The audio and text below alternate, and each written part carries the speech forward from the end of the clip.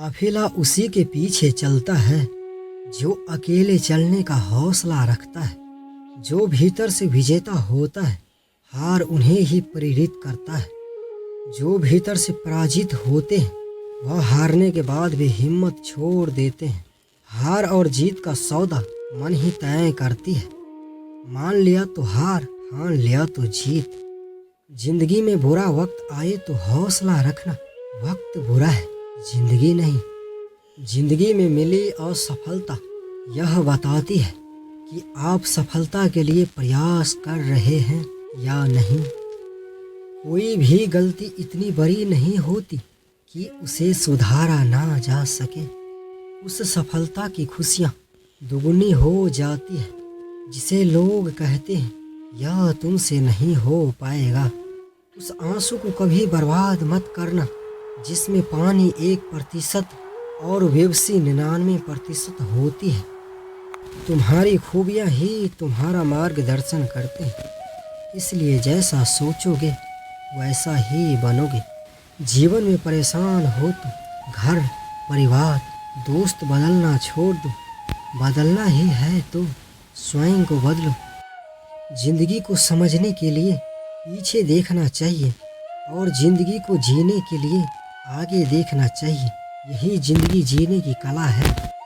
आजकल के लोग भी बहुत अजीब हो चुके हैं। लोग गांव उजाड़ कर शहर तलाश रहे हैं।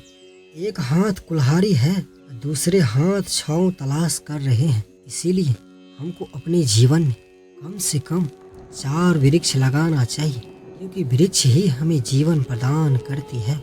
कभी धूप से परेशान तो कभी बारिश से। शिकायतें का भंडार जीवन में रहता ही है।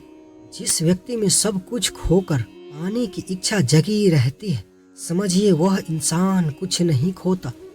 जब आपका असली मन किसी कार्य को करने से मना करता है तो आपकी आत्मा उस कार्य को करने के लिए प्रेरित करती है। इसी कर्म से आपका असली मन और आत्मा के बीच एक युद्ध छिड़ जाती है, जिससे आपको कुछ प्राप्त नहीं होता। जब शंका हमारे विचारों पर हावी होने लगती है तो हमारी आंतरिक शक्ति ही उन पर विजय पाने का कार्य करती है। दूसरों को समझने से अच्छा है खुद को समझना। अगर खुद को समझ गए तो आपके जीवन में कोई भी समस्या, बाधा पैदा नहीं होगा। माँ बाप का प्यार और शिक्षक की डांट ही बालक को महान बनाता है।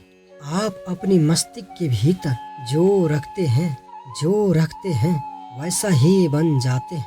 यह आप पर निर्भर करता है अपने मस्तिष्क में क्या रखना चाहते हो। यदि आप किसी के साथ मित्रता नहीं कर सकते तो उसके साथ शत्रुता भी नहीं करना चाहिए। यदि प्रेम को समझना है तो मन की आंखें खोलो और प्रेम से बोलो राधे राधे। जहाँ दया वहाँ धर्म है, जहाँ लोभ वहाँ पाप है, जहाँ क्रोध वहाँ नाश है, जहाँ क्षमा वहाँ भगवान का वास है। ज्यादा हंसने और बोलने वाला व्यक्ति अगर चुप हो जाए तो मान लेना वह भीतर से टूट चुका है। जो हो रहा है उसे होने दो। तुम्हारे ईश्वर ने तुम्हारी सोच से भी बेहतर तुम्हारे लिए सोच कर रखा है। कुछ अच्छा हो इस उद्देश्य से अगर कोई काम शुरू करता है, आने वाले समय में इसका अंत कभी बुरा नहीं हो सकता। श्री कृष्ण जी कहते हैं, जो चीज हमारे हाथ में नहीं है उसके विषय में चिंता करके कोई फायदा नहीं है। किसी ऐसे व्यक्ति के लिए अपना आत्म सम्मान कभी ना खोए जो आपकी भावनाओं की परवाह नहीं करता है।